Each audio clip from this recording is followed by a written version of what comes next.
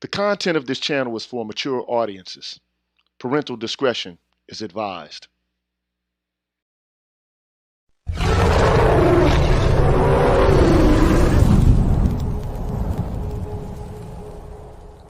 You're tuned in to the Green Gorilla channel. Please make sure to like the video, subscribe to the channel, and hit the bell notification button. And please, feel free to share the video. Thank you. What's good, everybody? I'm the G with a PhD, and you're tuned in to the Green Gorilla channel. It's the place where black men can express themselves freely, straight up, no chases. Before I get things started, I always like to give a shout out to the members of the Green Gorilla channel. So let me take care of that business right now. I want to give a shout out to Barry Little, Jim and I Getting Knowledge, Darnell Smith, Alan Wiley, Mr. Valentino, Jason Hales, The Final Watcher, Black Men Being Brutally Honest, 77 Base X, Craig, Antonio Feria, Omni Americana, Cameron 87, Deshaun Nolly, Brian Peaks, Michael Ross, Nelso, Apex Prowler, Kareen Henry, Doc LaRock, Julius Ferguson, B. Hillfire, J. Charles, Mark Holt, Lee Ways, Jeffrey Speed, The Face, Rais Muajid, Mark Swift, Show Me, Black Dog, Odd Collard, Raphael Brown, Deanne, Donald Watts, Ryan Jackson, HipHop.catv, Coach DC, The Remedy, Kashif Caldwell, Ominous Black, I Am Black Man, Nichita, True King 337, Mr. Blue Collar, Barnolas, Kyle J. Sura, I'm Just Jules, Ab Media 83, Brian McMurray, TD Hip Hop Media, Drew Main, Artisan MC, Mr. Heat, Afro Analyst, Issa Abdul Zahir, Sir Anthony, MLR, Charles Rogers, Universal 178, Black Swerve 404, Rashid Barnes, Aaron Smith, DH, C Truth the Revelator, Gold Professor, Black Pill Ned Stark, Arthur Unknown, Dr. Tiasan Johnson, Brian Williams, Kalan Jakala, Ricky Dawson, Cedric Bowman, True 7360, BK Born Shaheed, James Washington, Hostile Adept, Seven Coast Dojo, W. Pierre 1, Roguish the Billmonger, BGS, and Marvin Battle Jr. Can't forget to give a shout out to our brother in heaven, Force Windu. And on the Patreon side, I'd like to give a shout out to Excalibur, Jason Warren, Soul Pen, Pursuer Prisoner, Taz, Kwaku 217, S. Haywood, Dragon 59, Supreme Ibmore, Adrian Hicks, Jay Bailey, Mr. Michi, Momal, William Ruffin, and Asangwa. Shout out to all of y'all, man. I appreciate your help and your support. And I want to give a shout out to all the people out there in the chat right now. Dollar Will, Eric Ingram, Abdul Sharif, Triple X, Malika Mabane, Sir Obadiah, Chaos Rain, Dark Knight, Computer Geek, Excalibur, and Lee Rittenauer, and Carpe Venom. And also like to give a shout out to Michael Ross. Thank you, sir, for the donation. I appreciate that. I wanted to get on yesterday, and I couldn't get on yesterday, man. It was an electrical storm, some thunder hit, and all I heard was a loud boom, and all the lights went out. And were out until approximately 9:30, close to 10 o'clock. When 10 o'clock hit, everything came back on. So it is what it is, man. It is what it is. So today what I want to do is what I intended to do yesterday was to talk about professionalism and careerism and masculinity. And so all I wanted to do, I'm not going to spend a lot of time on this, but I do have a blog piece, and the blog piece, for the most part, is entitled, I'm an anti-careerist and you should be one too. It's written by a guy named Andrew Taggart. So I'm going to show this on the screen. I'm going to read this, and then you can draw your own conclusions after that. And I'll have some conclusory remarks about it and some, interim remarks as I go through the article. But, at the end of the day, I'm just presenting it to your awareness. You can take it and do with it what you will. All right. So shout out to all of y'all. Shout out to Darian Anderson. And shout out to I'm Just Jules. We safe, bruh. We good. So let me share the screen right now and pull up this article. I'm assuming you can see that. Yeah, you can see that. All right. So the article, it's not a long article, okay? It's about a 10-minute read. It might take us 20 to 25 minutes to get through it with, my wordiness, my vociferousness, or whatever the case may be. But at any rate, the article is entitled "I'm an Anti-Careerist and You Should Be One Too." Okay, so there's a subtitle, which is, or a subtext, which is "I despise careers, not this or that career, but all careers." I mean, I despise the concept of the career because I think it's bad and destructive. It's a bad and a destructive idea. So it goes on to say, I'm an anti-careerist. D. Joanne Swanson is the founder of Anti-Careerism, a website devoted to anti-careerist ideas. And Kate McFarland is a proponent of an anti-careerist lifestyle. So these are two women who are anti-careerist, okay, or who came up with this concept, or who are promoters and protagonists for this idea of anti-careerism. All right. And she defines an anti-careerist as someone who chooses to reject the pursuit of a career in his or her own life, which makes me an anti-careerist in an even stronger or objective sense, since I believe that putting any career front and center in one's life, regardless of who one is or whichever career path one is a bad and destructive idea. My aim is to convince you of this. Now, one of the reasons why I think this is important is because, you know, at the current moment, there's no disputation of the fact that women have entered into the workforce. And one of the things that Black women, white women, a whole host of other women continuously do is they determine or measure their value in relation to their career trajectories and their career paths. But what if, at the end of the day, careerism is a destructive kind of idea or a notion of living and evaluating your life? All right. So that's something to consider. And then a lot of people consider their ability to wage earn, to make money, or to enter into a profession as a mark of their worthiness, their competency as a man. Okay. So the more manly you are, the better you are at your career. The more value you have as a man is connected to intimately the way that you're able to procure a job and to procure money and career advancement.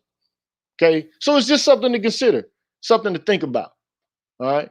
Something to reflect on. So, exactly what is a career? So, this is, one of the sections. So, former Facebook president Sean Parker once remarked, I think a career is something your father brings home in a briefcase every night, looking kind of tired.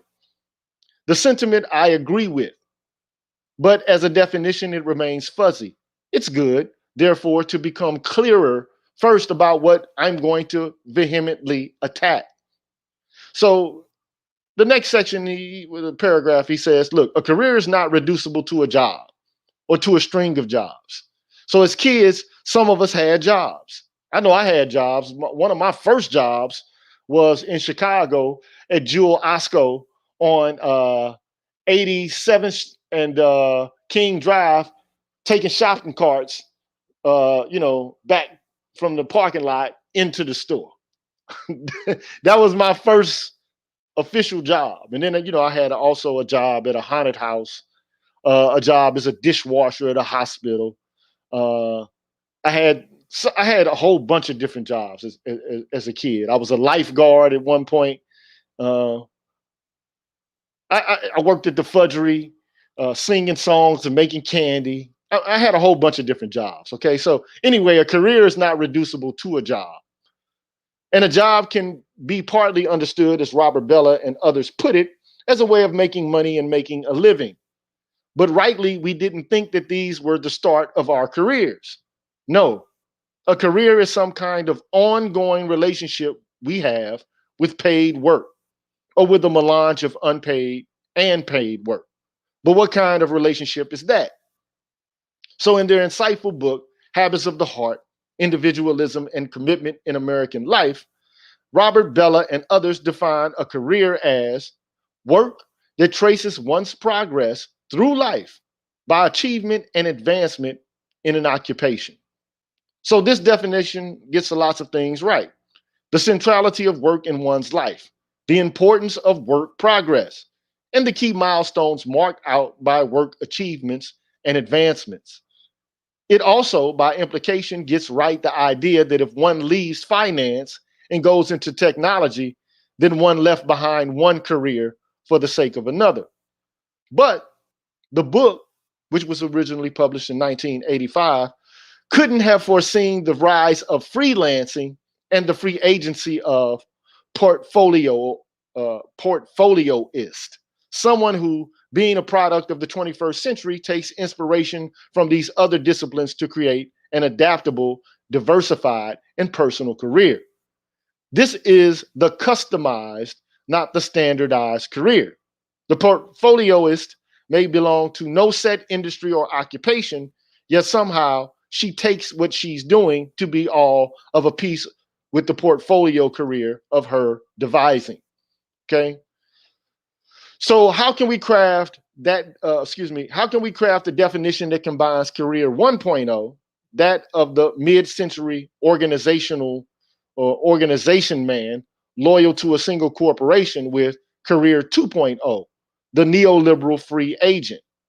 So then the author goes on to say, I'll define any career whatsoever as a first-person work-centric story of progress about an individual's life course, a story that confers a sense of purpose and unity upon specific work experiences, internships, jobs, gigs, projects, awards, promotions, etc., as well as a staid identity, a journalist, firefighter, accountant, executive coach, independent art advisor upon an individual.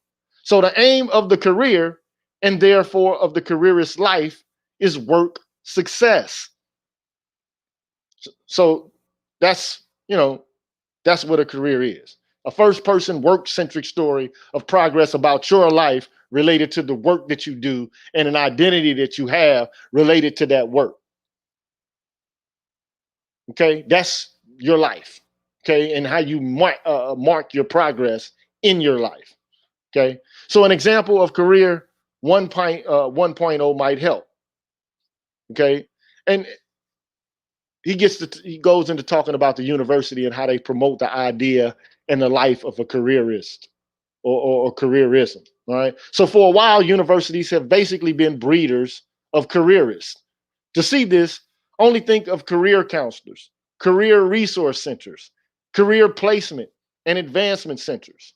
So a student goes to college and there is prepped and sorted into a particular field or discipline. Soon, he or she must choose an industry to commit to. Journalism, say, must adopt an identity, a journalist, is nudged to pick out a specialty, investigative journalism. And then upon graduation and perhaps until retirement, is told to embark on a work-centric story of progress focused on securing journalistic positions of greater and greater prestige, writing well-received books, and achieving awards recognized by fellows in his or her industry. This transformative process can be rendered in a formula. I am a journalist working in the field of journalism, specifically on A. And through my work experiences over the years, I'm trying to progress from X to Y in the field of journalism. So millions of people are living out their own versions of this story every day. And according to the author, it's a pretty bad thing. So here you have some career people here. And one could argue that in this culture, careerism has become a sort of religious undertaking. Okay? There's some career people. All right. So he offers in 9 paragraphs 9 arguments against careerism. All right. First, a career which is assumed to be applicable to everyone, or it's implied everyone so lucky, is only a white collar concept that is never applied to working class people. Pipe fitters, carpenters, and electricians have had livelihoods, but never have had careers. So he goes on to say, my uncles and cousins living in rural Michigan were farmers and shopkeepers, but they weren't careerists. So in this sense, the career fails to account for class and status inequalities and is actually an implicit form of snobbery. This is why some people are objecting to this concept that Kevin Samuels brings up, right? High value man. Like, well, so people who are blue collar workers don't have value. They don't have implicit worth or dignity. One could argue that's just not the case, right? But then he goes, I mean, to Kevin Samuels' credit, he does mention the fact that, you know, a lot of women are reaching up to these guys who are these careerists. And, you know, supposedly these are the kind of guys that these women want, right? But they're overlooking a whole host of other people who make decent money and who, you know, don't necessarily have careers, but they have good jobs, good livelihoods, right? So that's something to take into consideration, right? That the idea of a career and you being a career professional doesn't necessarily make you masculine as much as it makes you a snob, or could potentially make you be perceived as a snob, right? The whole idea that I'm high value, I'm a professional, I am an executive, or, well, okay, well, so what? Are you happy? Do you like the work that you do? Is the work that you do every day an ordeal, or is it something that you enjoy? That's something to consider. All right. Second thing he says is a career is a shared cultural delusion. No career, whether the kind that follows the classic upward trajectory or whether the more freelancer variety that's modeled on the portfolio, can accurately represent lived reality. If we only pay attention, we soon discover that our lives may flow like water, moving this way and that, according to many factors, especially non-work related ones. We may do different things at different times. Our interests may rise and fall or change direction. Our curiosities, going well beyond the boundaries of work, may tap vibrant energy in unexplored corners, provided that we don't straitjacket ourselves to the violent unifying force of the career. Our days, our years may move in zigzags, in eddies and pools, in downward currents, in open circles. Concerning his image of what communist society could be like, Mark once famously wrote that because nobody has one exclusive sphere of activity, each is free to do one thing today and another tomorrow. To hunt in the morning, fish in the afternoon, rear cattle in the evening, criticize after dinner, all without ever becoming hunter, fisherman, herdsman, or critic. And then he says, amen to that.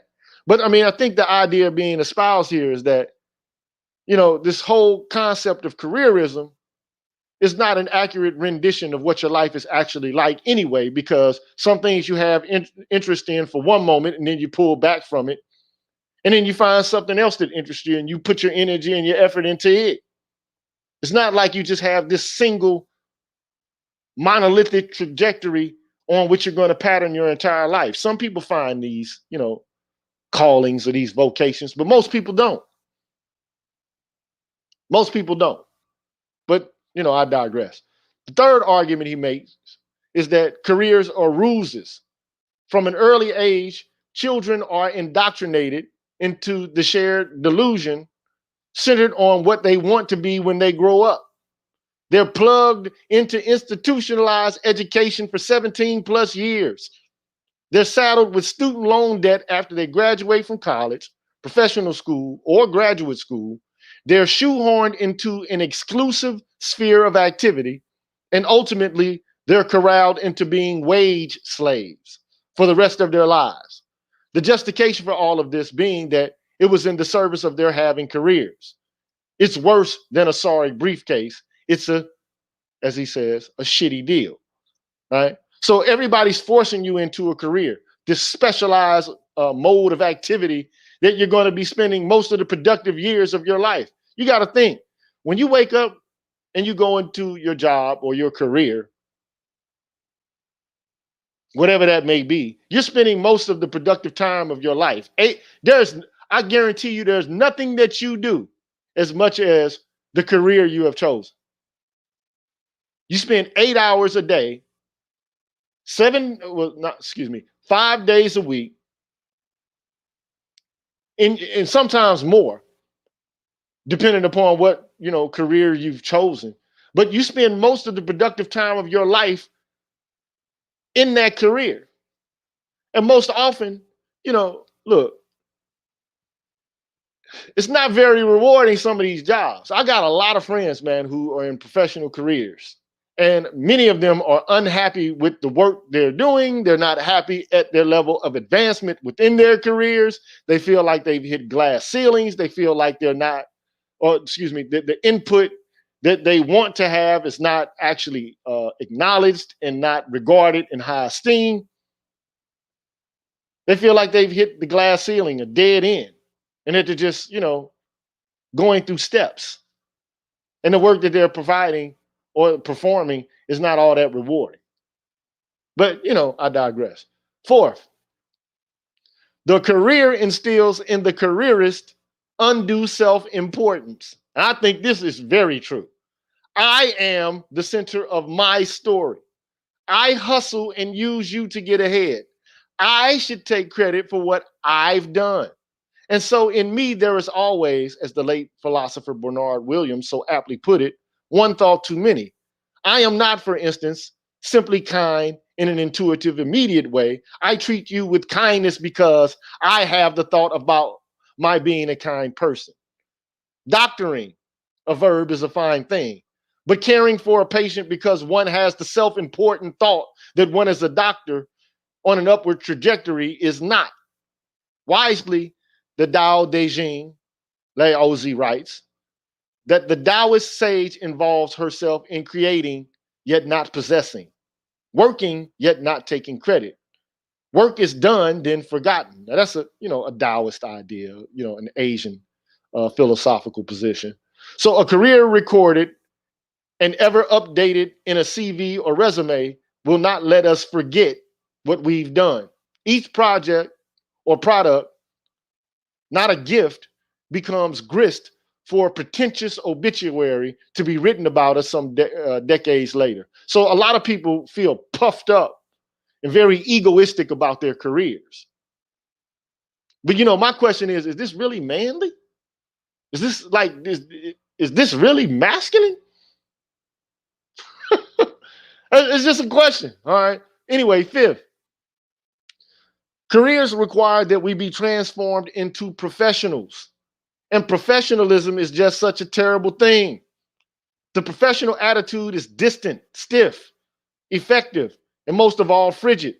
The professional is not the Good Samaritan, someone who graciously picks up the dying stranger along the road, since he or she grows accustomed to saying, "You are not my responsibility unless your case falls within my well-scoped set of duties." Through a process of professional discipline, we teach ourselves how to turn our hearts into ice. If we turn to face others as people, it's thankfully because professionalization didn't totally stick. Our ethical shortcomings described in the fourth and fifth arguments are well matched by our aesthetic deficits. Sixth, then, narrowing our attention for decades on career pursuits makes us into trivial human beings. This is because becoming deep involves our direct, ongoing confrontation with life's great existential matters, our suffering, others' deceit, human folly, the existence of a higher reality, our tarrying with mystery, the things we don't and perhaps even can't understand. Depth in us makes for fullness in life, yet a singular focus on career success whittles us down to the point of almost shallowness. We become, in the words of Nicholas Carr, pancake people. Really? Pancake? And therefore not yet worthy of the gift of human consciousness. So in other words, you can get on autopilot and become myopic in what it is that you're doing. I recall watching this one documentary called The Lottery of Birth, and it had something to say about professionalism and careerism. And namely that when you become a careerist or a professional, you become myopic. And what that means is you almost become like a horse with blinders on. So, like in the documentary, the question was asked of people who were working at a nuclear power plant. Like, what's the worst thing about your job? What is the worst thing that you could say about the job that you perform or your profession? And the things that they came up with were trivial. Like, I don't like the computers. They're slow. They're really crappy computers. Or, the food in the cafeteria sucks. Like, what's the worst aspect of your job? They had nothing to say about the impact of radiation on the environment or the harmful or hazardousness of the energy source that they work with. That didn't even arise in their sphere of consciousness at all. So, I mean, the idea here is that, professionalism and careerism can make you myopic and make you out of tune with some things that are more important than just what you do every day in your little myopic world. Okay. Seventh, and let me just say this: in the days of old, the smartest and the wisest men, the most philosophical, the most you know, uh, intelligent men, they didn't have one thing that they did. They did a multiplicity of things. Like take for example, I mean, just one figure, right, in history, like Benjamin Franklin. The man discovered electricity, and he was a statesman, and he was a businessman. He wasn't just like one thing. He had a multitude of interests that pulled him in different directions at different times of his life. And not to say that, I'm lionizing Benjamin Franklin or whatever the case may be. But I mean, for crying out loud, he did learn how to harness the power of electricity, and he didn't even decide to profit off of it. That's something he shared with the public. Imagine if he would have tried to, develop a patent for that just solely so he could, profit off of it. But, that's neither here nor there. So here you have a person who, and many men were like this. They didn't just have one interest and they had one focus or specialization. They had a multitude of interests and they were able to explore and to, become, adepts at a multitude of things. But, I digress. Seventh, the careerist fails to add up the cost of the collapse of community. Since at least the 18th century, American parenting has been geared towards developing independent, self-sufficient individuals. To that end, Bella and others, which is what et al. Means, emphasize how the American theme of leaving home has played a key role in that development. Child rearing enables young adults to become self-reliant. They then leave the hometown where they grew up.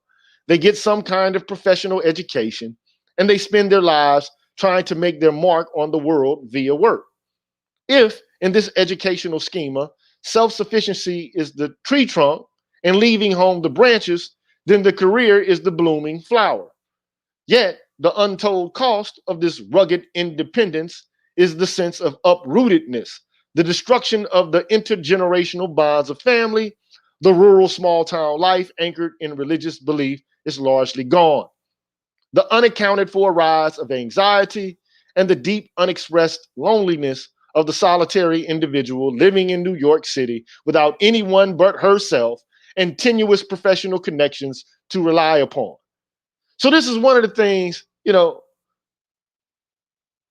think that, men have to contend with as well. Like the idea that, okay, I'm a careerist. Well, what about your friendships?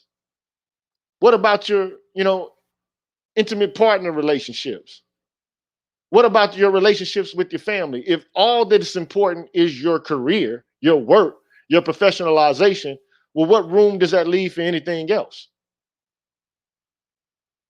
We talk about women in pursuit of these goals as well. Like, I mean, Women like refusing to have a partner because their work is more important than anything else. Their careers are more important than the relationships that they have. And so, the idea is that what ends up happening is you end up 50 years old and alone with cats, a whole bunch of purses and bags and wigs, but nobody to share all of your hard gotten gains with.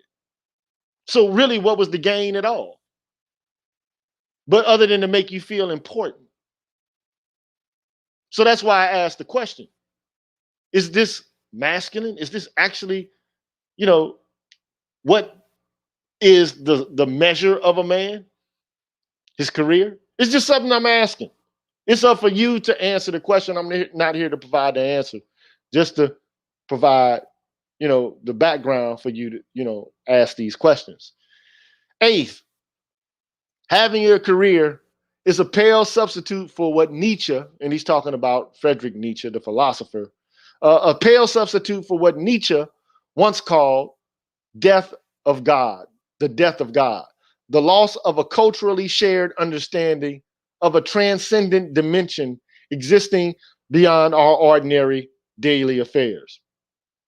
The career claims that it can provide us with meaning in some grander sense, but in truth, it lacks the capacity to make up for what, according to Pascal, that's another philosopher, was a God-shaped hole surrounding modern culture. The futility of a career is revealed when we try to pretend that another task, project, promotion, or accomplishment could be anything but as ephemeral as the last. No piece of human conceived work will ever, on its own, touch eternity or prove to be lastingly satisfying. So there's some things that are more important than career objectives and goals. Is what is I think being expressed there. And finally, ninthly, a career is an impoverished story about why someone is living and about what his or her life is for. Its major flaw involves running together two very different questions. How best to live is the primary question, that of eudaimonia, which is, a term developed by the philosopher Aristotle, right? Which is ultimate happiness in living a life well lived, the good life, right? How do you live the best kind of life possible, right? How continue to survive is the secondary question that concern with human survival. Rightly understood, the first question has logical and existential priority over the second. What's the best life? What is the good life? Versus the second question, well, how do you survive? Right? The tragic case of physically healthy suicides illustrates this priority. Some people have all of their material needs met, yet see no reason why they should continue living. The career is deceitful then, in that it tricks us into believing that it can answer both questions at the same time by subordinating meaningfulness to the domain of work. I get paid for what I'm here for, and well, that's that. No, it most certainly is not. So, in the end, here's his final shtick. For too long, the career has been a bad but sticky idea. It has clung to social life, sometimes changing shape, almost always vainly worrying about its wan appearance. But its time has come. We should stop asking our children what they want to be when they grow up. It's a crappy, delusional, pernicious question. It's unlikely that many people will be any one thing throughout the course of their lives. And what's worse, it's an early breeder of unjustified self absorption as well as triviality. And we should want to live in a world in which the I just pinned you down question, what do you do, is seen as so terribly vulgar that it's not worthy of serious consideration. We should die to that question as well. Instead, we should ask our children how, in a fundamental sense, they wish to live, what and for whom they wish to care, what they shall ultimately seek, what or for whom they'd be willing to die, and how they can, as they lay dying, be so sated with life that they close their eyes free of regrets and resentments. To die to the career is to begin to wake up to life. So that's it for that, man. That's it for that.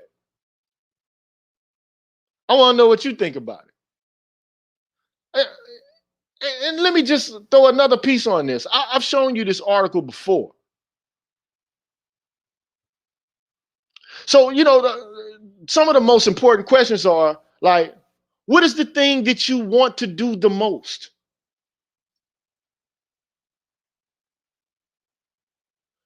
Like, what's the place where you would not, what's the place that you most want to be?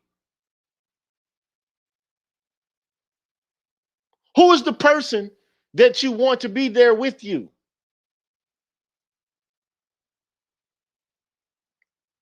Those are the important questions. And the career doesn't provide an answer for those questions.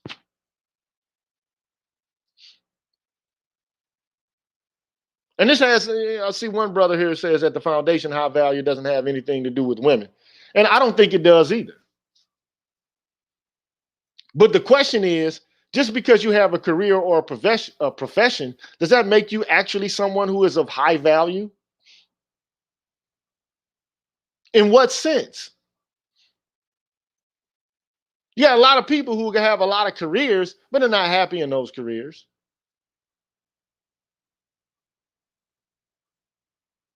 You have a lot of people that have technical knowledge related to a specific level of expertise in a particular domain, but does that make you masculine?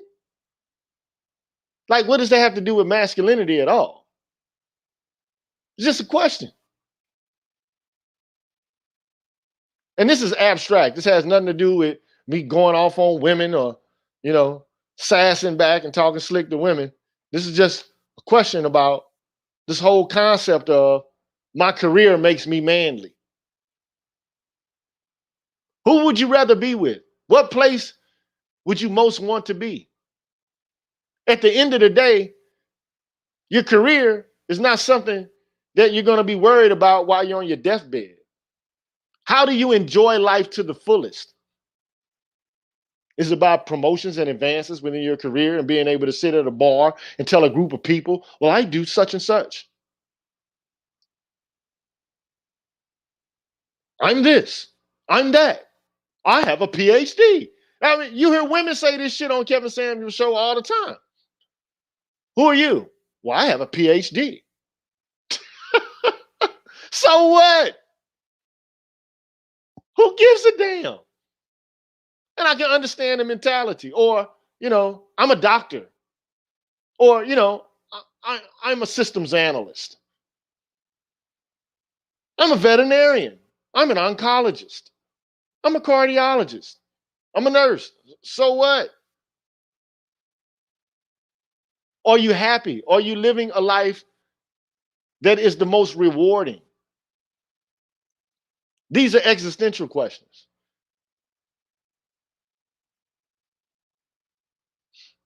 These are existential questions.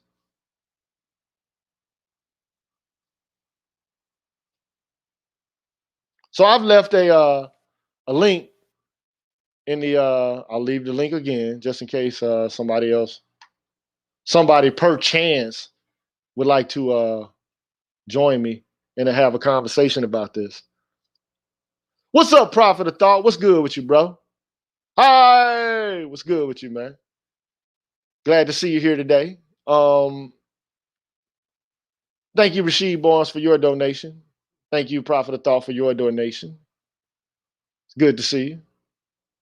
And people think I'm stuck on the fact that I have a doctoral degree. I'm not.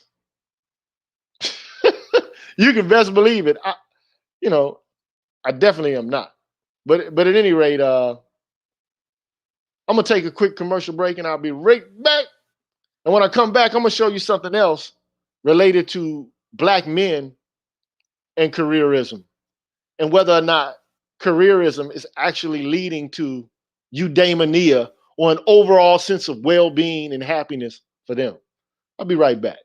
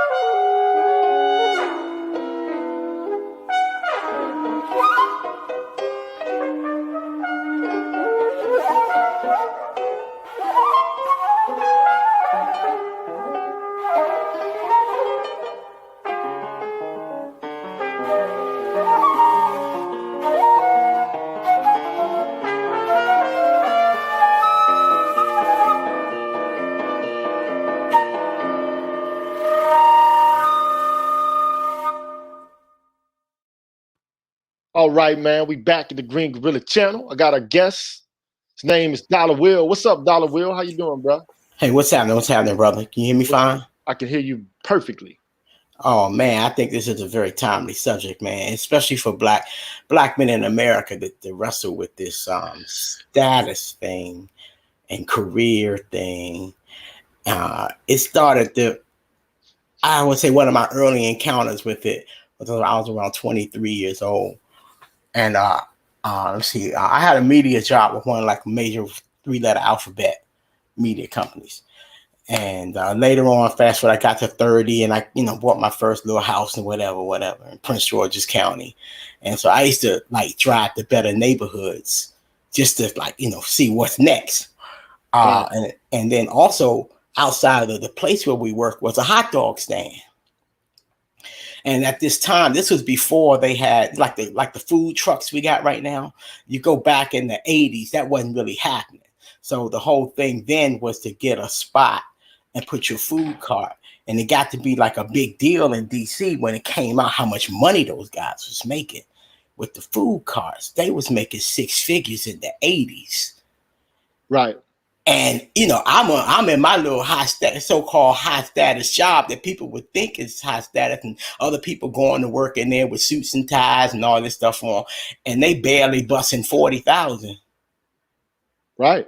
It's like, okay, what's wrong with this picture? Right. What's wrong with this picture? And like, we got some brothers here in the manosphere that's got a little fleet of trucks, and they netting sell for $200,000, $300,000, $400,000, $500,000, but right. That's not considered high status. So you got a lot of people in America that have come to terms with this high status thing, and the trucking industry in particular got like doctors, lawyers, all kinds of people in there because they realize there's a disconnect between status and money. So you can get your ego fed with status and still be broke. Exactly. And one of the things people have to be mindful of, this idea that just because, you're a corporate individual and you present and appear to be, a business professional, right? It doesn't necessarily mean that you're enjoying your life. Right. You're enjoying that profession, that you're respected, and, you're having, the time of your life in that profession. Like all of your ambitions and your dreams are being fulfilled as you perform that kind of work. Right. It's not necessarily the case, but this is what is presented. This is what is presented to us as the model of success, right? Well, too often what happens is everything you just said, but what happens is we hit this glass ceiling. That's a very real thing. It's very common for Black people in America to be underemployed. You're in that corporate stovepipe or that flow chart where you're making the people above you look real good. And I like to tell the story of what's the brother that gave the money, came from Goldman Sachs, gave the money to the Morehouse graduates. What's the brother? Rich brother, billionaire brother? Robert Smith. Yeah, Robert Smith. Yeah. Yeah, I love telling people like talk about Robert Smith. They don't tell his whole story. He said that he left Goldman Sachs because he got tired of making a big deal about the other accomplishments of other people in the room who had underperformed him. And the next job up for him was a white man's job. He knew that it was cast as a white man's job. He would never get that job. That's why he left. Right. And so the people I've known, and even for myself personally, when we hit that glass ceiling, we try to placate ourselves with like getting into super consumerism, and we just buy stuff we don't need, man, just to because we try to make that money replace a void that we're not getting by really being able to fully max out on our performance and reach our full ability. And so the extra money gets thrown away anyway. And that's the sad thing. I've always said, look, it's about who your friendships and your relationships are connected to. It's about the places and the spaces that you want to be in that fill you up with life and joy. And it's about a sense of contentment. And a career by itself, it just doesn't offer you that. And the question then is, what's manly about that? But this is, been presented as the exemplar of what a man is. A man is a professional, right? And we got seminars and classes and life coaches and, therapists and people to try to train us and, to educate us on how to, better take advantage of corporate or professional and careerist opportunities. But I mean, at the end of the day, man, is that shit really making you happy? Right. I'd rather be a motherfucker with a fleet of trucks, getting dirty, got my nails, dirty. But I'm satisfied that when I sit back and I look at it, like, damn, I built this, I put this shit together, than just somebody who's an automaton who goes to work day in, day and out, and it's never really acknowledged. They're, like you said, they hit glass ceilings. They're not really rewarded or acknowledged for the work that they do. It's like they're a trained professional stuck into a bubble, not able to exist outside of the box, but they're ideologically committed to a certain pattern of behavior. Right. And you got your community and family taking pride that you're the first or only or whatever in the family to reach that level. And so you kind of get trapped. You want to go, but it's like everybody around you is making you represent this symbol of something that you don't even really buy into anymore. It's a trap. A lot of brothers get out in midlife and they go, screw it. Yeah, I got a partner, man. My life. I got a partner who's got an MBA, went to one of the top 20 schools in the nation, for his business program. And he works at a automotive company. And he's not happy at all with the work he's doing. He's not happy at all with, his career advancement, the way he's treated. And this just all ties into, Black men's experience with careerism and professionalism in general. And right? Throw in there, brother, the stress kills. Oh my God, man. Stress kills, bro. Trust me. I know. But I don't want, look, I got another brother here who's goes by the name of Rogus Son. How you doing, sir? Are you there? Sure, you're chopping up. The mic, something's wrong with your audio. I'll try again. Yeah, we can't hear you, man. Whatever's going on is choppy. But let me just share this with you while he's trying to get his mic together or whatever the case may be. I'm gonna share the screen again. I've shown this article before, but it's something to keep in mind that this is an article written by two scholars, one by the name of Tommy Curry, the other by someone who works in medicine and science at the Charles R. Drew University of Medicine. He goes by the name of Shervin Asari. That Black men face high discrimination and depression even as their education and income rises. You would think that would be the exact opposite of what would occur, provided that you do what society announces that you ought to do in order to become successful or be a high value individual. Okay. But the first study that they summarize several studies, but the first study they summarize, the conclusion of that is that Black boys from the wealthiest families were the most depressed. This comes from the National Survey of American Life Study. In study number 2, that followed 1,200 Black and white people for 25 years, for Black men, the highest educational credentials were associated with an increase rather than a decrease in depressive symptoms. Something to think about. Study number 3. In a nationally representative sample of U.S. adults, Black men with the highest income have the highest risk of depression, specifically major depressive disorder. We also found that interpersonal discrimination, or people discriminating one-to-one, was not a reason. So it's not that they're facing racial animus on an interpersonal level that's causing this depression, but it's there. And they have the highest incomes. Oh yeah. Okay. That money comes with strings. Hey, Puff said it. More money, more Puff and Big said it, didn't they? That's right. That's right. So That's study right. number 4. In another study, 700 black adolescents were followed for 2 decades in Flint, Michigan. Perceived racial discrimination was measured in 1999 and 2002. We found discrimination during adolescence was a predictor of depressive symptoms as individuals transitioned to young adulthood a decade later, but this was the case for black males, not black females. In that same study, we found that an increase in perceived neighborhood fear, defined as being scared of crime and violence in the neighborhood, was associated with an increase in depressive symptoms for black males, but not black females. And finally, uh, they studied implicit bias, or when people without their conscious knowledge hold stereotype about others. Our study applied data of the implicit association test, which measures how our brain struggles to match faces with positive terms, of nearly 450,000 individuals. We found that white men hold higher implicit bias against black people than white women do. This is troubling because white men have the highest level of political power and make up the majority of police, judges, lawyers, and people who make hiring and promotion decisions. White men are also most likely to be the ones who write the rules and the laws. Implicit bias is still bias, and it too could be a factor in black men's depression.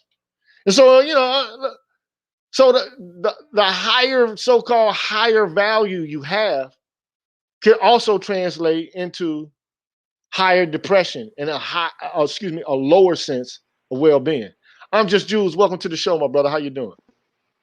Oh, hey, can you hear me? Hey, how are you? I'm good. I'm good. How are you? Yeah, All right. I like the focus you're going on. Because like careerism is a big thing in the area I'm at. I'm in the mid-Atlantic, so you can imagine what cities. And I see a lot of people strive for that type of material success or that career success because they don't have an alternative. And so it makes me think that often people make certain choices because they have limited options. And then with those limited options, you really don't have a way to control what they would be. Like you were talking about the judges, CEOs, senior level leadership. You think of any sort of institution that might be around, you really don't have influence as to who occupies it and what happens. And in the career I'm in, I notice a lot of the diversity talk, the inclusion, and I work in education. Um, not Okay. not not as a not as an educator, but one of the biggest things has been trying to make curricula neutral or focus for people for diversity, inclusion, all that stuff. And a lot of people try to focus on that, but I always think like the other input that you're not looking at are the people who actually teach the curriculum. Are those people actually going to be able to have a career, or are they going to be limited by the institution itself? Right. Right. So, That's those are some good like, questions. yeah. And Yeah, go ahead.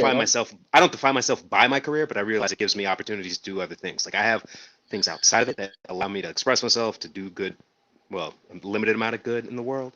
But I realize that it's a necessary evil. Like if I had my way, the basic things I'd be looking at would be subsistence stuff, farming, shelter, clean water, community relationships, right? Real basic stuff. But in order to get that in the world we live in now, the options that are provided, the only choice is if you want to have a roof over your head, you want to have food in your belly, you got to have this job and forge this career and try and make a future of it.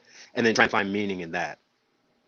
And most Right. people aren't going to live this high value lifestyle, right? Like I know some people who do it and their stress levels are crazy and their burn rate is crazy and their responsibilities are crazy, but it's And a that's the necessary issue. evil. And that's the issue. Like is what we're being sold as the summum bonum of a life well lived. Is it actually just that, or is it a ruse? That keeps us trapped inside of a hamster wheel. That's the question. And is it actually indicative of what is the good life for a man? Okay, but everybody in this culture has been sold on careerism. It's become a fetish, right? That life is a game. Money is how you keep score, and the best way to get money, of course, is to have a good career, a great profession, right? So then the question is this actually, the best way to live your life? Is this fully and most robustly what our masculinity should be connected to? And So. that's the question I'm asking. And I'm not answering it, Yeah. but I'm asking the question. Obviously, yeah.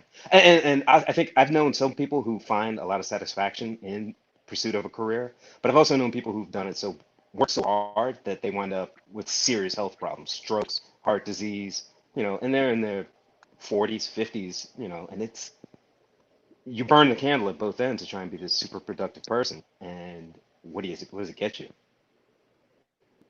True, true, true. Well, We got let me.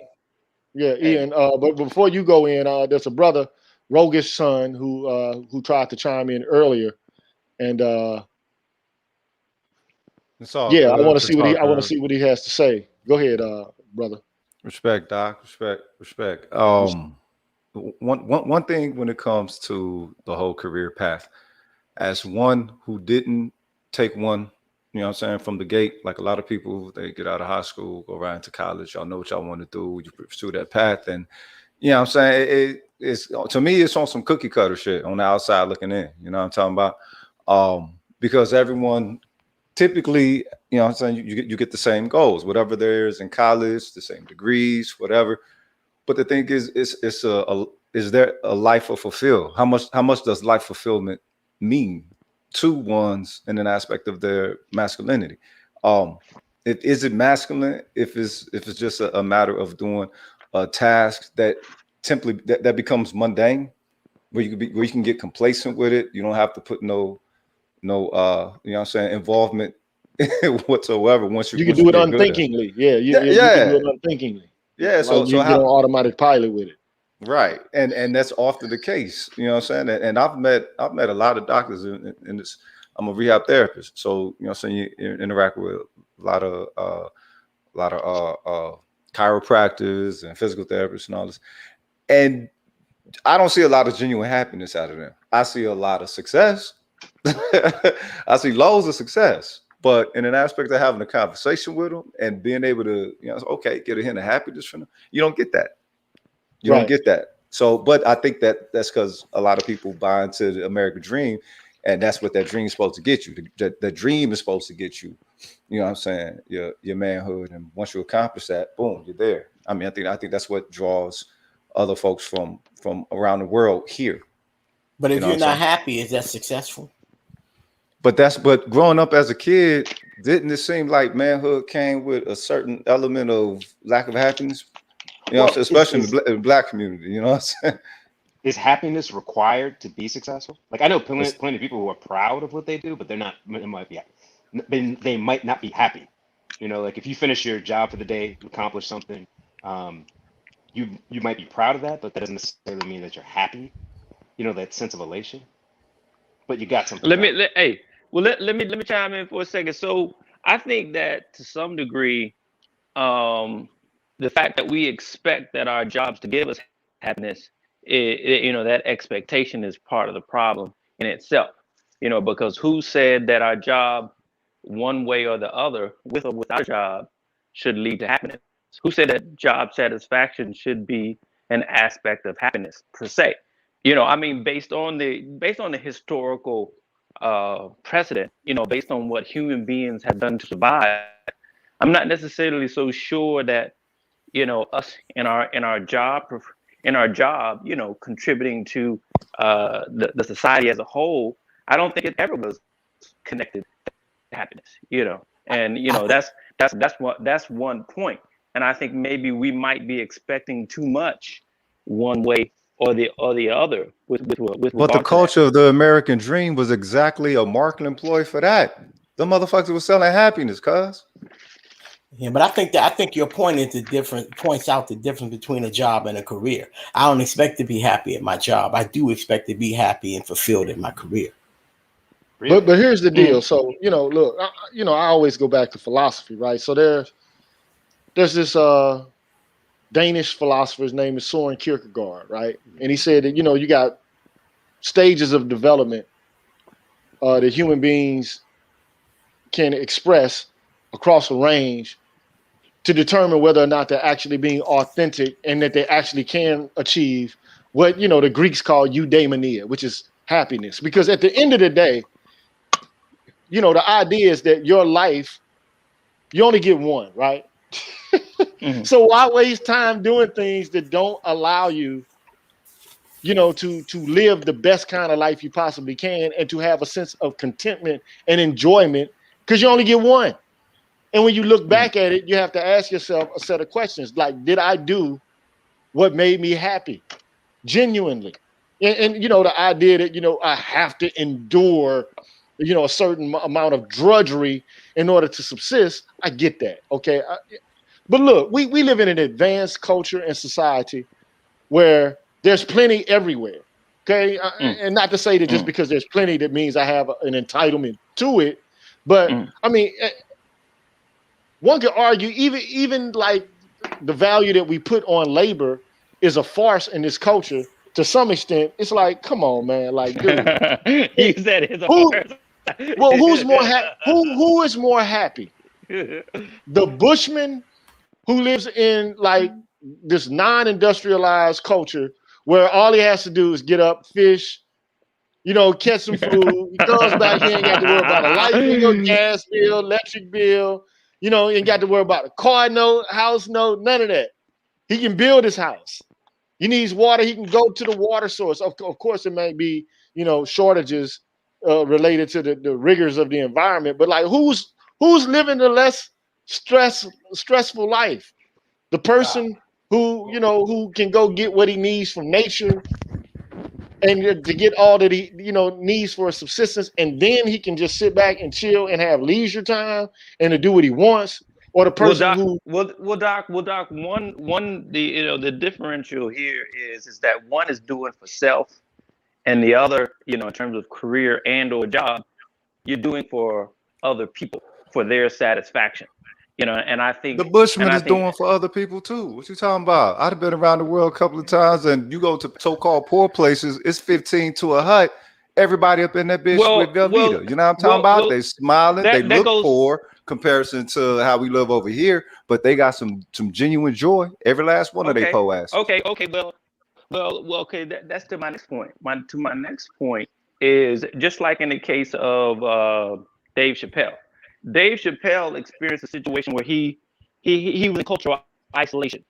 So the aspect of doing for self has to include, to some degree, that you're doing for people with whom are your family or with whom you are closely related to as well. So that transcends, in terms of the bushman. He's doing for other people, yes, but these are people who are directly connected to him. You know what I'm saying? And he has no problem seeing them as a extension of himself. So the happiness factor is still there because he doesn't feel he has gone outside of himself. Where Dave Chappelle, on the other hand, he's doing for other people. People in careers are doing for other people. But most of the times, especially when you're talking about Black men, you're isolated. So part of the depression, going back to what was said earlier, part of the depression is the fact that you get to a certain point where it's just you.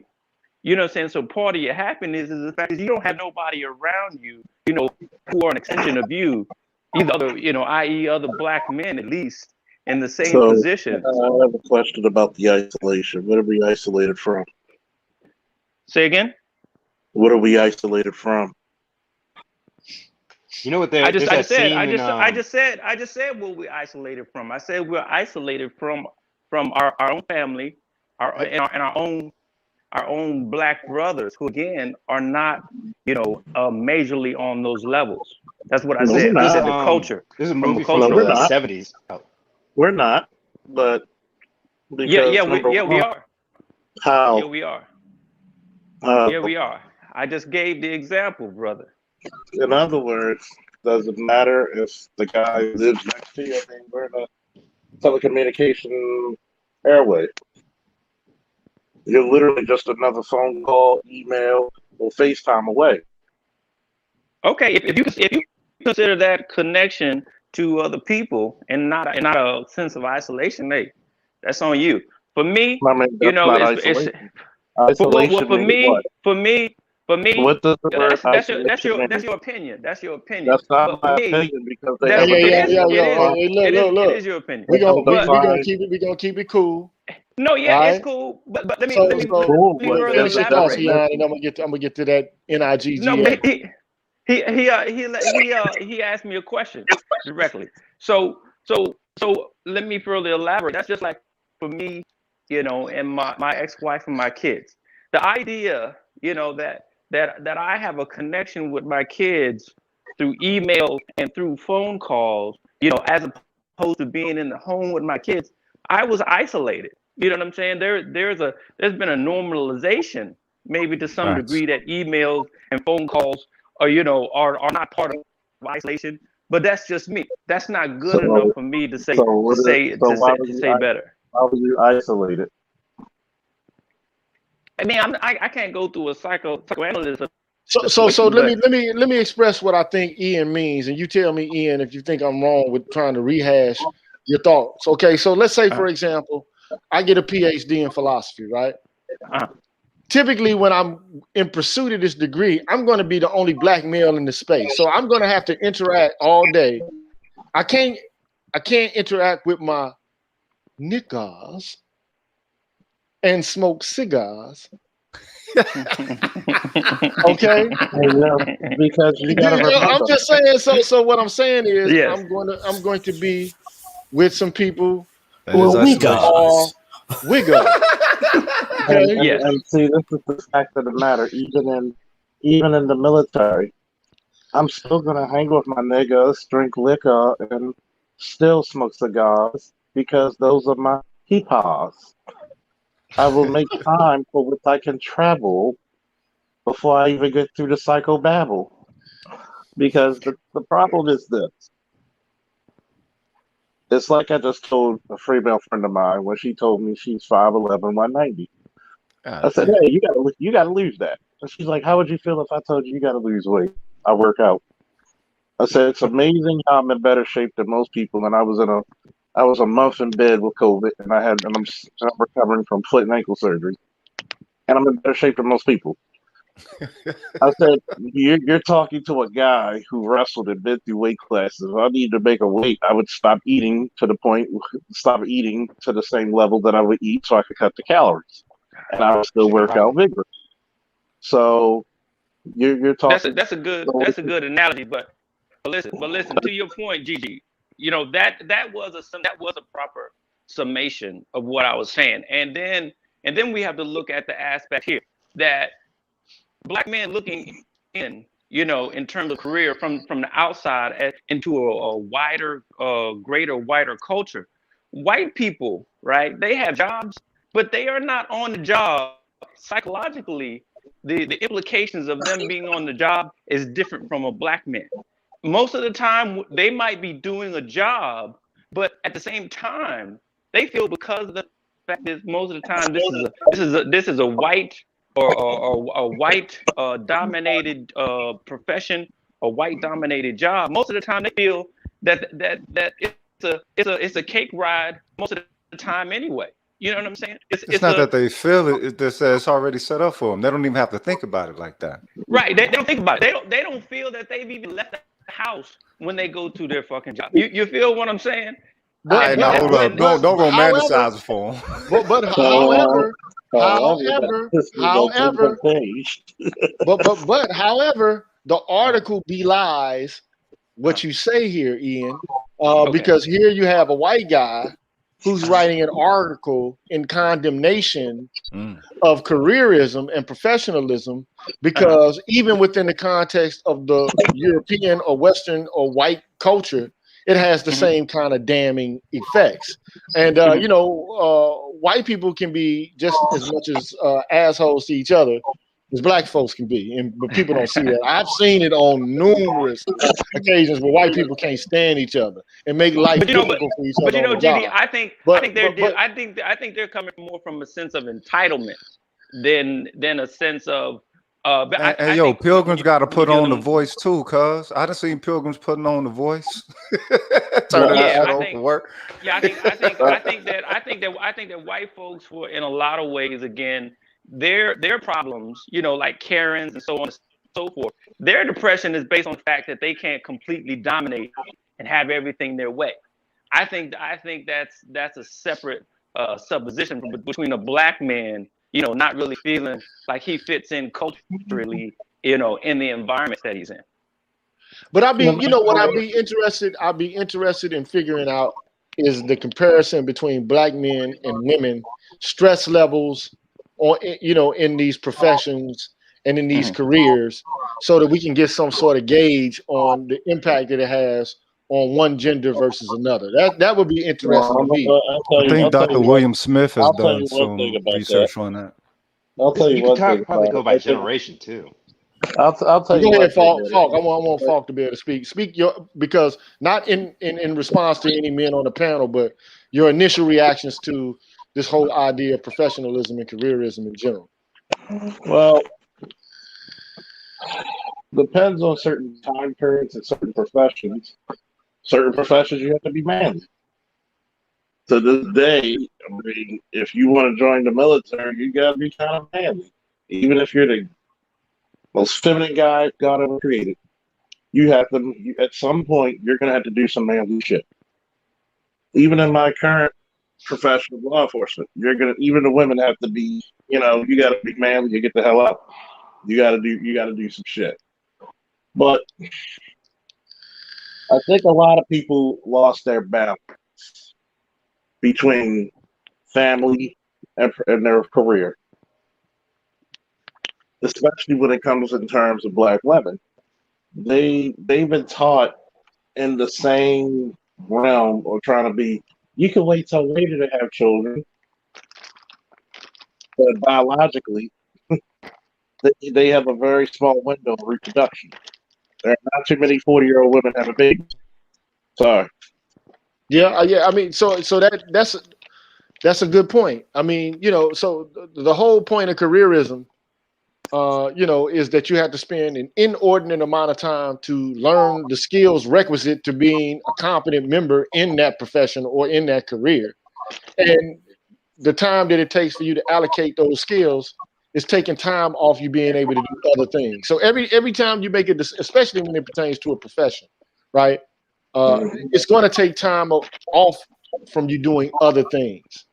But but Okay. but here, but here's the thing that I wanted to say. So tying it back to what I was proposing earlier about this philosopher named Soren Kierkegaard. All right, so he said, look, you can go into three stages of life and development. The first is the aesthetic stage where it's all about hedonism. Okay. Some people never leave that stage. It's all about the turn up. It's all about the alcohol. It's all about the cigars with the niggas. But not even worried about making figures. But then there are another group of people who are stuck in what he calls the ethical stage, which is basically, like the common herd of people doing what the system announces that they ought to do in order to be perceived as an upstanding member of a community. So that means, you got to get a career, you got to go to college, you have to jump through a certain set of hoops. And I can guarantee you, I've seen it, I've heard it on numerous occasions. Most of the kids at the universities and colleges, okay, they're there not because they find something valuable intrinsically about being there, but they're there because that's what has to be done in order for them to be able to do what next has to be done, which is to get a job and to have a career. Okay, so, and they're doing this not because this is going to fulfill some,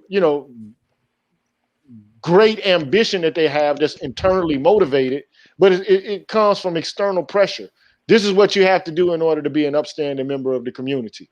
So their fathers or their mothers may pressure them into doing these things like, okay, you're going to college, okay? Or you're going to get married, or you're going to have children, or whatever the case may be. It's the same for men and for women. Mhm. But of course, these pressures are artificial. They're social constructs. Okay. But the final stage is what he calls the religious stage, where you have to take a leap of faith and you have to be authentic to your own voice and to do what you do. And another way of thinking about this is, okay, some people find their niche and they find out what they love to do and they explore that and they do that and they are satisfied and they find their own voice. Like say, for example, even within the music industry, right? You got like Jimi Hendrix. Okay. This man played the guitar in a way that nobody ever played it before. So he found his authentic self beyond doing what everybody else was doing within the domain of the rock world, okay, or the music world. And the same for like even like athletes. So take for instance, Allen Iverson. He played the game of basketball and he dressed and had a way of comportment that most people didn't have, that nobody had within the NBA. But then 2 to 3 years after, he started to express himself and play the game the way he played it, now you got everybody wearing cornrows and getting tattoos in the NBA. You get what I'm saying? And then you get people like Prince trying to imitate Jimi Hendrix. Okay?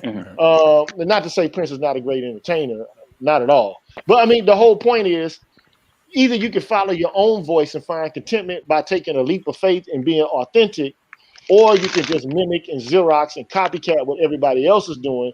And one could argue that doesn't lead to a sense of well-being and eudaimonia in the long run. You're just doing what everybody else is telling you ought to do in order to be perceived as legitimate or as upstanding or as high value. But of course, you can do other things and still bring value to the table. Okay? You don't necessarily have to do things the conventional way. And in fact, some of the most successful people are people who decided to throw education away altogether, in a formal sense, and they followed their own, their own dreams and their own ambitions, like Steve Jobs.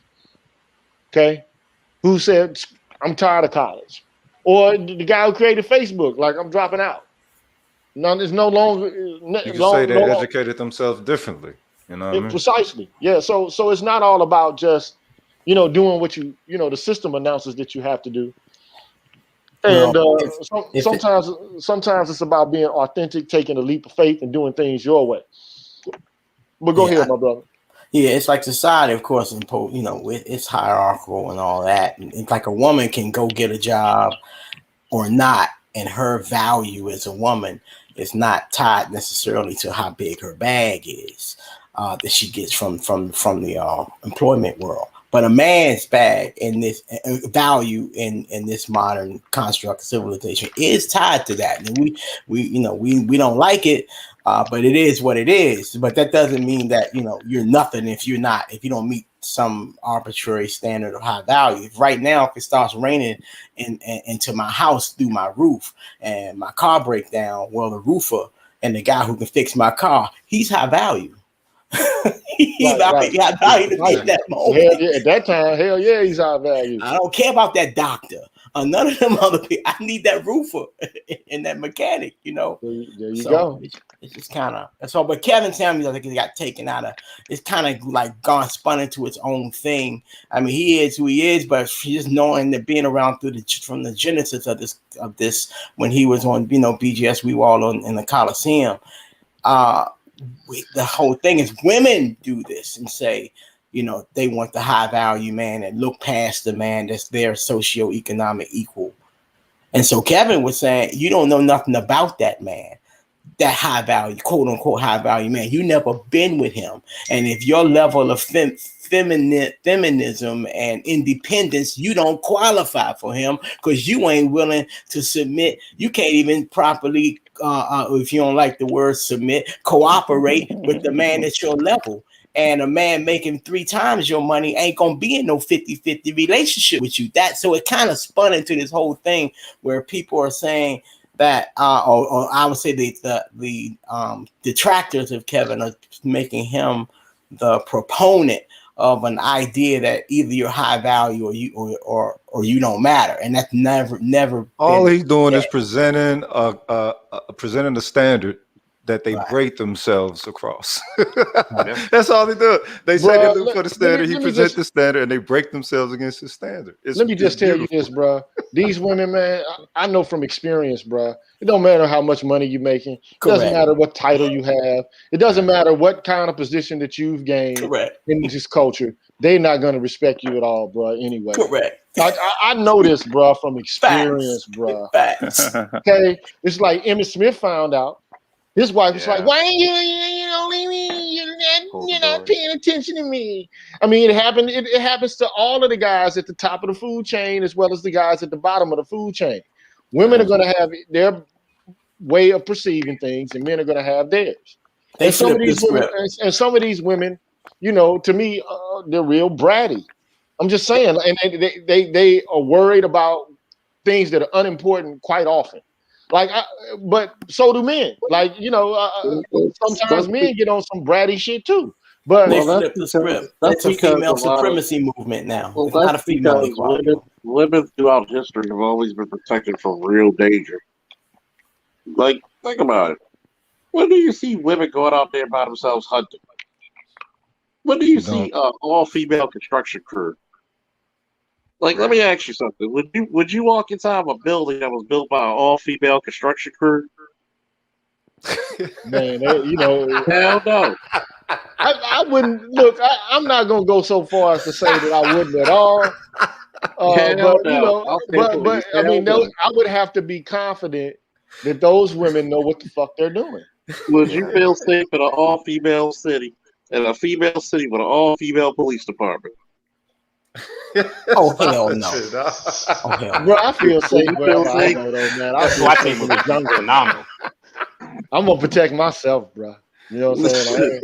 Yeah, That's what it you're gonna is feel with me. safe with that because it's like when women actually gotta go and deal with the abrupt shit. I've seen females who get all gun ho about being a cop because they're making some money, but won't get out the car to do shit. Charles, I got an addition to your all-female police force in a city where there's gun control and the female police officers got guns and the men don't. I'm even because guess what? Gun control only works for the niggas who follow the law. Right, but I'm saying it's really hell if all the Facts. women go on the police force, they got the guns and most of the men don't have no gun. No, I don't want that. Even if you had the guns, would you feel safe in that city? That city would make Gotham City look like Mayberry. Like, well, I think all that Charles is trying to do is to point to the fact that like when it comes to risk taking, women are much more risk aversive than men are. Right. I mean, I'm not. That's not all across the board because there's some gung ho, like rough and tough, like daredevil women. those are very few, extremely few. But predominantly, men are the most risk. The less risk aversive, and the younger men are more risky and take more risk than older men do. Okay, so maybe it's about testosterone. Maybe it's about men trying to prove their sexual fitness for women, and women get turned on by that, and men know that, so they demonstrate their riskiness or their risk indulgence to prove or demonstrate their worthiness. But at the end of the day, bruh, careerism. This is the thing that trips me out, right? You got all these women who are looking for these men who are making certain amounts of money, but you crowding the space. You all up in the way then. Because the job, if you want us to have this kind of money, then you're in the way. The two income trap. Am I wrong or right? Like if Yeah, that you're was right. if your goal is to have a man making six figures and you staying at the crib so you don't have to worry about any major bills or anything like that, what are you on a career trajectory for? What is important? Why is it important for you to do this? Well, Because GG, all the money is the bitch's money to her. All the money is her money. I'm gonna So say she this to want you, her GG. money and his. I'm gonna say this With to you, more GG. with more Later people in the tonight. workforce, it lowers the pay pool.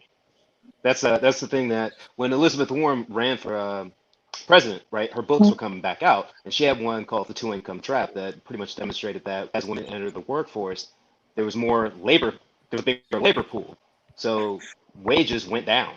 And she didn't make the case that, I mean, she made the case without stating out fact that like if you want to see higher wages in the household, then you have to remove one party from the workforce. And she didn't specify which, but you could see right there she was laying out the case with, single mother, a two parent family, a male led family, and she was, this is how it was in the 40s, 60s, 80s, and it made a clear case that you add more labor to the pool, then all that happens is you wind up dropping the wages. I mean, Yeah, it's you pretty drop the simple. value of labor because there's more Yeah. labor, and the more Well, labor that there is, the less valuable labor is. The more, the less, the more. So put it this way: this is just supply and demand. If you got too large a supply of laborers, then labor it becomes devalued. Now, I mean, in Yeah. professions where you got less amounts of people who can actually do the work, their wages or their salary is going to be higher than that of people where there's this large influx of persons in the market. So You have like a Cinderella Man situation where everybody's fighting at the docks for the one job. Yep. yeah, you got somebody fidgeting around with something. I don't know who's doing that, but Just put yeah, the but case. but but but anyway, man. So the only reason I brought this up was to try to say, a lot of guys, value themselves predicated upon the money that they're able to draw in, and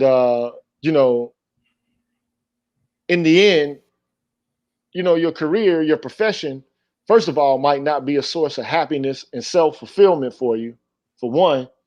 And then for two, going to work for somebody else and spending most of your productive time laboring for another person's vision within a tight ideological framework might not be the best means by which to actually accomplish what one would consider to be masculinity. I don't see how the two are actually connected. I know in the past, in the ancient world, trading and wage earning was not considered to be manly. It just wasn't. Like, Well like put. being a banker Well or put. something like that, that's not what was manly. Being manly was like being a statesman. But you couldn't be a statesman without also being a warrior. Okay. Facts. And of course, a warrior is the type of individual, they don't earn money, man. They just take shit. That's, I mean, uh, it, but the whole concept of manhood is transmorphed into something different after the Industrial Revolution. Like the men in American society, the colonial settlers, the most manly of them were the men who were able to acquire territory, annex land, to be exploitative and dominating. That's but It's all now, based on transaction now. What type but now, of transaction you provide? but now it's profoundly different. So the borders have been established, the parameters have been set. Now manliness is the only way you could express it with this in a narrow window. And a hostile takeover is a Wall Street concept now. however, but which is not really a hostile takeover in a traditional sense of a hostile takeover. Correct. Which would be by force. And it is by force, but it's like, not physical. It's not physical. It's deceptive force, or leveraging deception, right? Or it's like chess moves. It's that kind of force. It's not. Yeah, that kind of force. Okay, but like you saw the McDonald's, the movie about how you had two brothers that created the idea, and then you got this other cat that kind of just like took their company over. I think Stuart Knight had. That's manliness now, I guess, huh? Yeah, that's it. In the modern civilization construct, that's it. That's what we are. We got distance, missiles and stuff now. We don't have hand to hand. We don't go out in the middle of the field and fight it out no more. We don't Yeah, even we don't even see our enemy in the eyes, you know, when we fight them in the kill. Oh, now you got drones, man. You got guys playing Exactly. video games. Exactly. You know, it's like you sitting with a joystick somewhere, just Right. killing people. Right. So you can actually say that manhood as well has just been digitized then, Man, or being this is why digitized. you know, people talk about men becoming obsolete, and the duties and the functions that men normally perform. It's like societal and civilizational advancement has created the conditions in which the premium on manhood, at least temporarily, has been, you know, the premium on it has diminished in value. So because you got to have a society to have a police force. But I mean, you know, like this ain't like a fiefdom. This ain't like feudal England in France in the medieval era. You know, this is a whole different setup, man. That America enjoys such peace and serenity. This is like a Pax Americana, to be quite honest. But it expresses order when convenient. That's the whole thing. That's like law enforcement.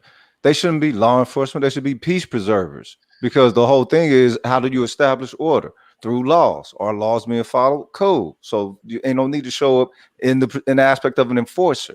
But if you're looking for peace and that's what you want is order, they don't want none of that shit. They want loot. But if Everything's been digitized. But if those women call for backups, I suspect there's a gang of men gonna come. Yeah, Oh yeah, it's always gonna be men compliance more coming, than bro. peace. I can give you an example of what happens when you get women back up other women. Number one, it was an incident with a guy who had a gun in his hip. The female sergeant, and it's funny because all three of them are now sergeants, by the way. But Salute to black men being brutally honest. Salute to him. Yeah, go ahead. You had the guy trying to run away. He wasn't trying to hurt the females, but he was just trying to get away.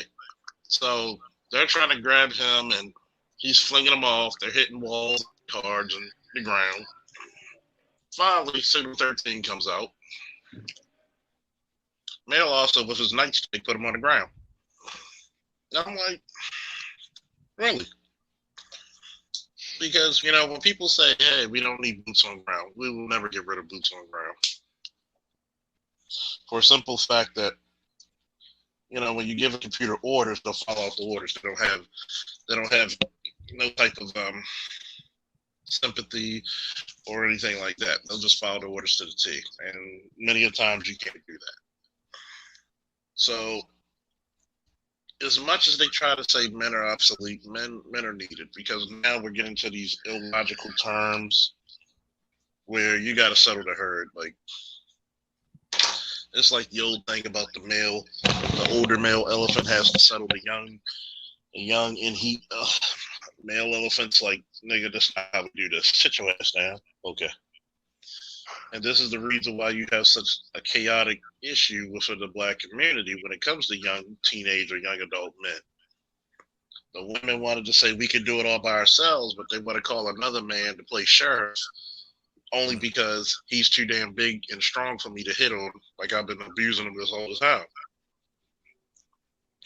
So yeah, I know that from experience right there. You know, but you know, look, the only thing I wanted to point out was, you know, just my honest opinion. I'm just gonna let the cat out of the bag and just say it outright, man. You know, the average career guy to me today is pretty obsequious, meaning he's docile. People who work in these professions in these Fortune 500 companies, man, they observe behavior and comportment, and they dress effeminately to me, man. Just is what it is, man. You know, I hate to say that. I'm not trying to be ignorant when I say it, but like who I'm not talking about looking, but who appears more manly to you? The construction worker using a jackhammer, cracking concrete, trying to get at a pipe, or, you know, the guy who's got his damn fingernails you know, done up and manicured with some Brooks Brothers suit on, with a pair of Cole Haans on, you know, looking like, you know, this a metrosexual. What's more masculine? I'm not trying to be ignorant by saying that, right? But it just seems like to me, you know, the new manly is really a dandy. It's a dandy. You know, it's like Jamie Foxx with the blue suit on, with the ruffles rolling up on the nag when he go into the big house. Brutal. I'm not trying to be ignorant about saying that, right? Man, But Not like, wrong. You're not wrong. but these guys are the new men, right? Like the new. It's supposed to be the new picture of what masculinity is all about. But at the end of the day, all I wanted to do is just to draw out the fact that, you know, careerism in and of itself doesn't necessarily, you know, connect to masculinity.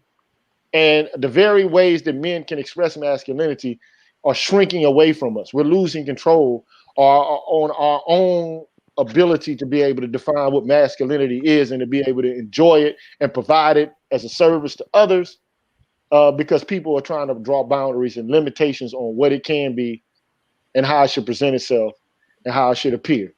And it doesn't necessarily translate into careerism. You know, careerism is not the equivalent of masculinity. So that's my viewpoint, man. Can I throw my viewpoint You know, in? and I'm sorry, like I'm so sore seed, man, dude. I'm sorry that I be using big words. Sometimes my friends like, damn, dog, what you mean by that? And you know, shit with the dictionary for hey, shit. look, Expeditiously. perniciously. Indubitably. Yeah. Dr. So Amos Wilson used to say, like I do not apologize for writing these books where y'all got to run to the dictionary. Shit, it is what Yeah. it is. Everyone loved Malcolm. That's what he did. He got the dictionary, just looked up each word, and just kept going. but I All good. don't try to, you know, I ain't trying to be pretentious, man. I'm just trying to damn, I mean, these words exist and shit, you know what I'm saying? Yeah, and it's also habit too. Just read a lot, dog. You know what I'm saying? But I'm still Faulkner. I'm still that nigga. Of course, you know, you just gotta go smoke your cigars, Yeah. you know, drink your liquor, and hang with your niggas because you're just still that nigga. See, I think it just galvanizes people just to increase their intellect. You know, just a little bit of argumentation. You know, just a little bit, Just a tad bit. just a tad bit. Just a smidget. I have a question. Are we still allowed to define masculinity for ourselves as men?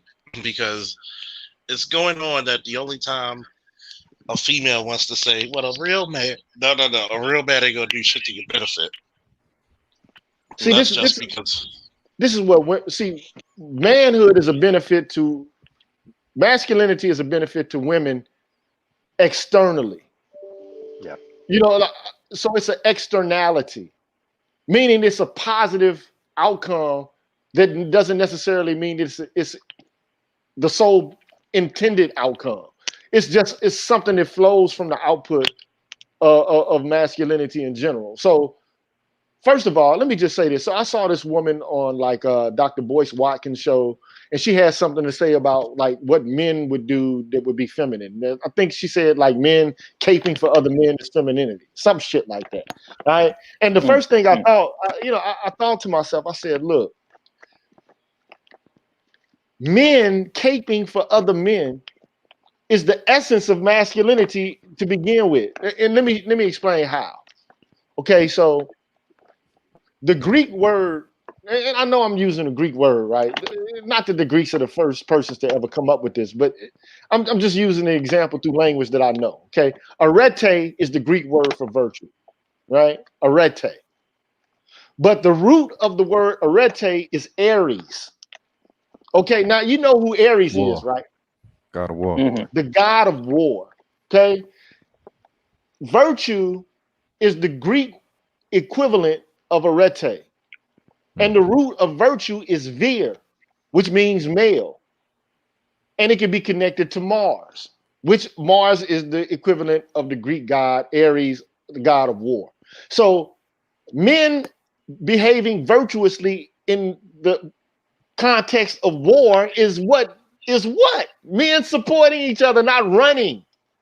It's not being a coward in the context of war, meaning that I depend on you to live as we fight this other group of people who are trying to kill us.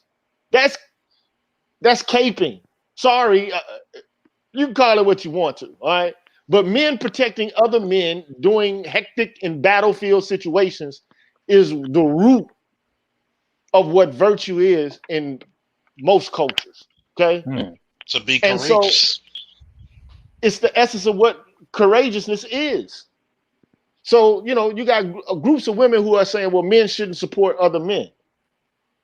That's crazy. That's the start of virtue for men, is the support of other men, especially when they're going. But how are So virtuous men basically, to be upon their preferred illusion? Women just Virtue on want what they demand. want, man. And look, I ain't gonna go into no Kevin Samuel speak, but you know that's the sign. That's the sign language, man. Shame and so guilt and the need to be right, man. So if you right now to them it's feminine to check a woman. So That's basically, what Gigi, what you're saying? So Gigi, Umar said that if you make a woman feel bad, you're not masculine. That's beta behavior. No, his if you point make of a view was woman beta. feel bad, Gigi. So basically, Gigi, what you're saying? His point of view was beta right there. Let me see. Basically, what you're saying is that the idea of taking care of home and family is not necessarily connected to the idea of virtues. What you're saying, right? it is, but it's an externality. Like, okay, I'm not gonna say it's an unintended consequence of masculinity, but it's not the primary focus of masculinity. The primary focus of masculinity, I mean, at some point it is if a man has a family, because he's going to protect his family, okay? But see, this is shit people got twisted about patriarchy in general, right? And I think I'm gonna do a show about this, because what patriarchy is presented as now is, especially for feminist women, is a system whereby men all together, no matter what race, what class, what creed, they all dominate women. That's not what patriarchy has ever been in history. It just is not. It's not a nuanced and an objective understanding of what patriarchy ever was to begin with. Patriarchy is a kinship relation. Okay, where, yeah, of course, there might be men who are like at the head, but men don't just rule over women; they rule over their sons as well. Like like in Roman society, the father would have, especially the senior most male, would have patria potestas, meaning he has absolute control over all his children. Okay.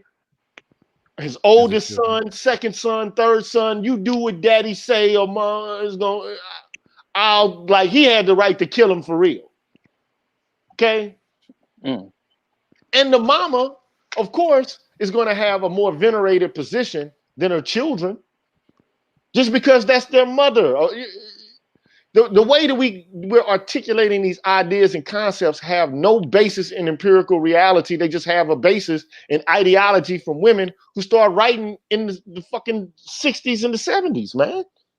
Right. So again, what you're saying is that patriarchy is not based on controlling of women, but of the children and the legacy. It's a kinship relationship. And this is the shit that gets me twisted, right? So if it's the case that all men have predominance over all women and are able to dominate all women, so you mean to tell me that the wives of wealthy plantation owners and politicians during the 18th and the 19th centuries, you mean to tell me the wives of these men had less social influence than an indentured servant who didn't have any property? Even if he was white and a slave? This shit makes no sense to me, man. These women had immense social influence and impact. Always have had. This idea that these women were just being, and anybody that's been in a relationship with a woman knows They offer up resistance, and they have various means by which to check your power just by being themselves. Facts.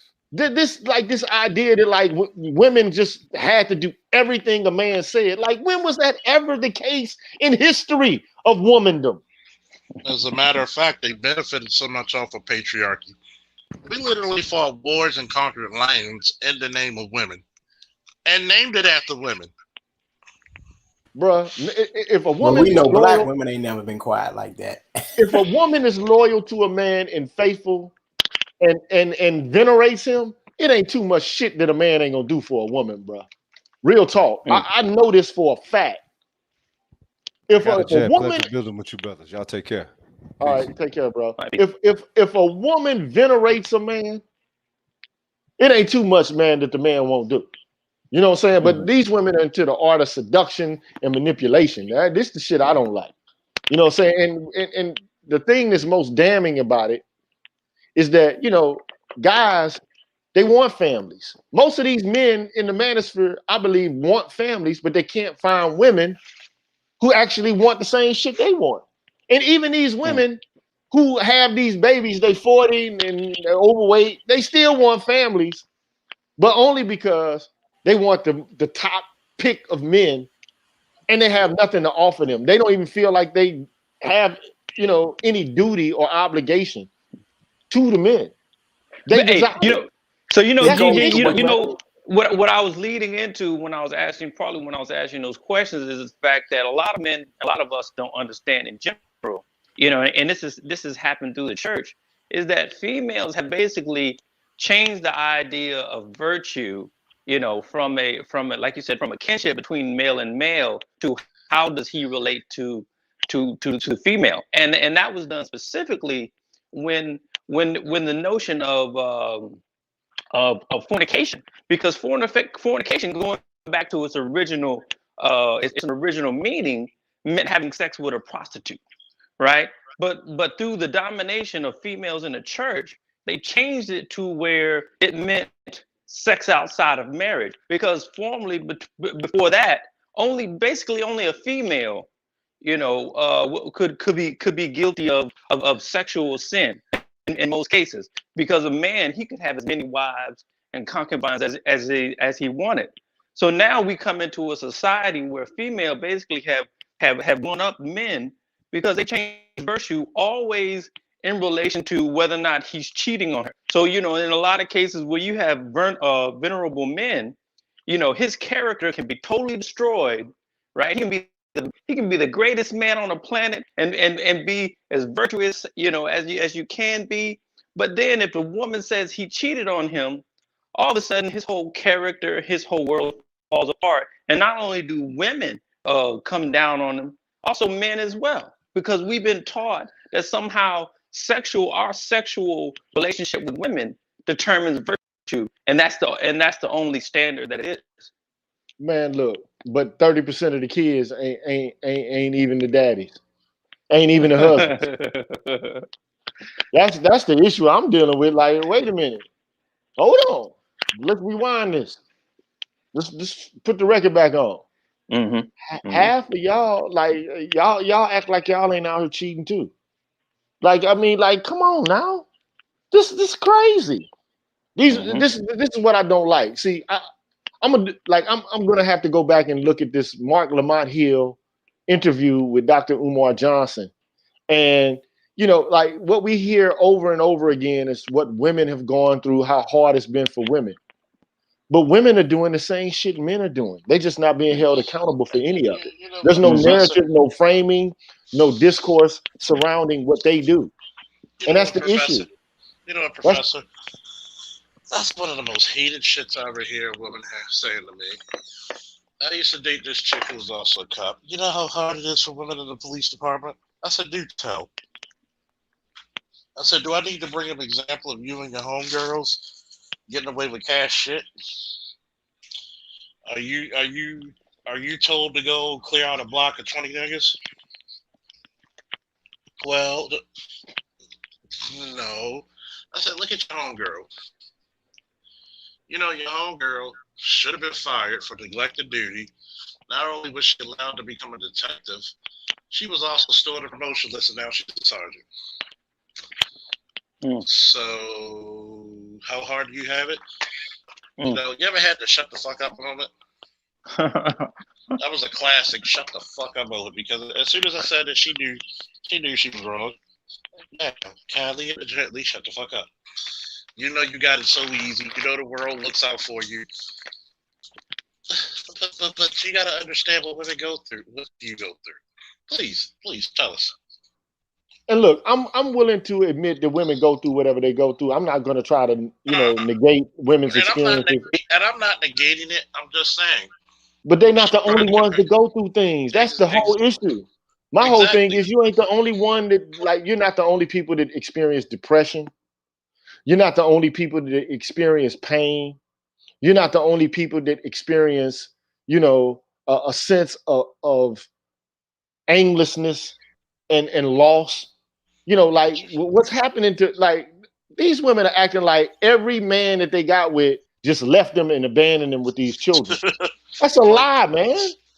Which is a they gotta stop man. Stop capping. That's the only thing. Like, God bless the manosphere, because at least you got men telling it how it is from their perspectives, and they want that to stop. And they're calling it beta, but these women are causing a great deal of problems, man, to men. And they need to be. And for us to sit here and to say, and Umar has been parentally alienated from one or maybe even two of his children. So, I mean, like, it doesn't matter what degree you have. It doesn't matter how educated you are. It doesn't matter, man. These women are using the system to get what they want. That's why I said they have the ring of Gyges. They have a ring of power. The power is the court system. The power is legislation and policy that perceives that women need to be covered. They need to be protected in ways that men don't. And in the end, men just want families, bruh. And they want loyal women who actually give a shit about them. But too, like I said, it's also in the church. But go ahead. The church also contributes just as much as the institutions in the court system. Well, I don't know, because I don't go to church. Sorry.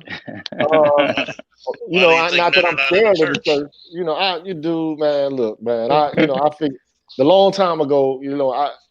I was raised in the Catholic faith, which I got off put by. I'm like, what's up with all these priests, man? That they're only like fuck with each other and they look weird, stuff like that. And then I got to saying to myself, well, what's up with all these women who are in these orders and they don't have husbands, and they look like men. They look, they almost look manly, And then I got to saying to myself, okay, well, let me pull back from that, see what black folks doing at the church, and all I saw was a bunch of Negroes in ecstatic trance. I'm like, man, what is this?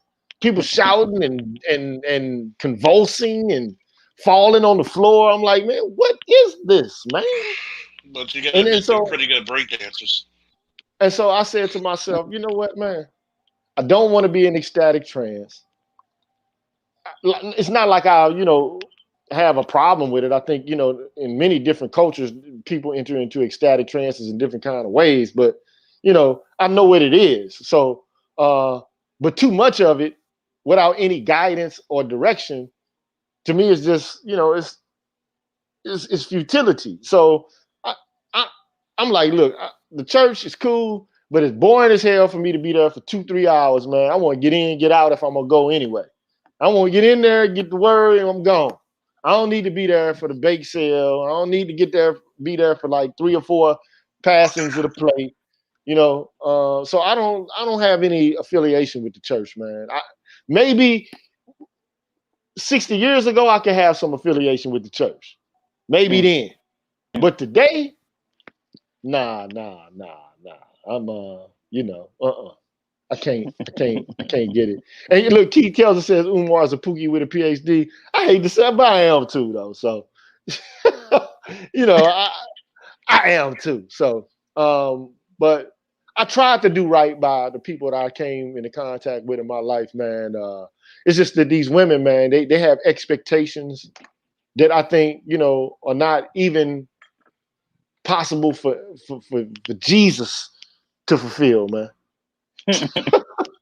I just don't, man. Like, what do you expect me to do? Do everything the way you want it done? Like, that's unrealistic, man. And these women have standards that are set too high. They're too picky. Yep. And then they're fickle. And at this point in history, man, men are going through the gauntlet. We don't need all this pickiness and all of this fickleness. We don't need this. And then you don't tell us you're protecting us. Please stop it, man. Twerking in front of the police ain't protecting us. Holding placards and walking, and grandstanding and virtue signaling, that's not protecting us, man. It's not improving our condition one bit. So stop it. But I don't want to make this show over 3 hours, man. I'm about to burn about this junk, So I guess some brothers left when I said I ain't in the church.